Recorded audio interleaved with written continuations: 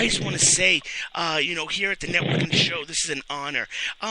Sir, I'd like to get into a couple questions early on about just a basic understanding of who our featured guests are for our audience. And I'd like to ask just the basic of where were you born and raised, sir? I was born in Philadelphia, Pennsylvania in 1928. I lived there until about 1950 when I went to Boston. Been here ever since. Oh, wow, wow, that's amazing. So, in Boston, now, what brought you to Boston early on?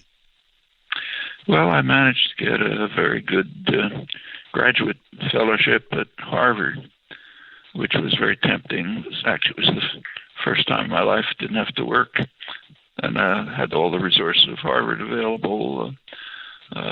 Several years, it was irresistible temptation. I've just stayed ever since. Wow, that's amazing. And sir, and Mr. Noam, what year was that, or what decade? About what time period was that? I came to Boston in 1951, and I was at Harvard for 4 years, and then switched over to MIT in 1955, and I've been at MIT ever since. That's where I'm speaking now. Oh wow, that's absolutely fascinating. Again, and we are so grateful for your time. But getting to 1951, a whole nother time period in America. You got the height of the Cold War. You got so much going on. Question is this: what do you see, sir, from your perspective? Is the difference or similarities between the decade of the 1950s or 1951 till now 2014? What's the comparison from your perspective, sir? Quite a lot has changed. The activism of the 1960s had a significant civilizing effect on the country. So many things that are fortunately more or less taken for granted today, not settled, but at least recognized to be significant and important, were not even on the agenda at the time. For example, women's rights, which is quite probably the major achievement of the past generation. We might remember that women were not, if you go back in American history to the Revolution, the colonies took over British common law, under which women were really not people. They were property owned by their father, transmitted to their husband. There was activist opposition for years, but it really took off in the 60s. And it was literally not until 1975 that the Supreme Court finally recognized that women can be regarded as peers. They have a right to serve in federal juries. It's a sign of equality. And many things have changed in that respect. The civil rights movement was just beginning to take off in 1961. That had significant, though limited, effects.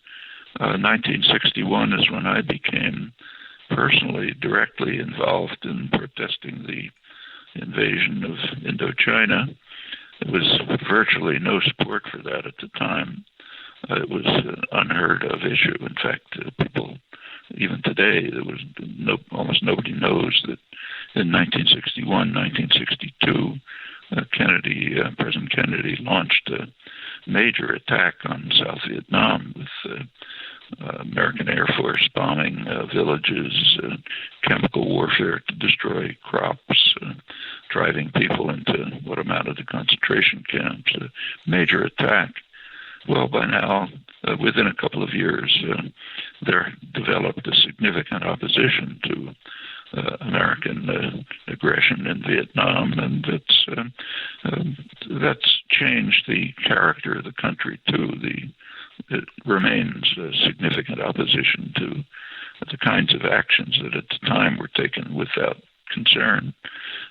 All of this is progress. There was no concern at the time for the environmental crisis, which at least now is recognized by many people to be extremely severe, not by enough. So all of that is progress. On the other hand, there was a backlash, as you'd expect. The civilizing effect of the 60s led to an immediate backlash in the following years.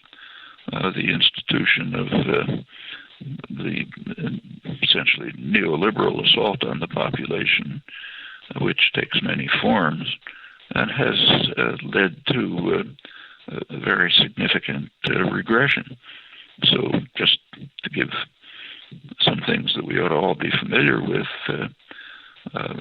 real wages for male workers today are about at the level of 1968. There has been economic growth in the last 30 years, not the same level as before, but significant. However, almost all of it has gone into the pockets of a very small number of people. But for most of the population, it's been stagnation, relative stagnation, or decline. There's a major attack on unions, attack on the educational system. There are lots of things happening that are very harmful. Partly an effort to beat back the progress that began in the early 60s. And that's a conflict that goes on through American history. We're in a regressive stage of it now, but we've come out of it before and could again.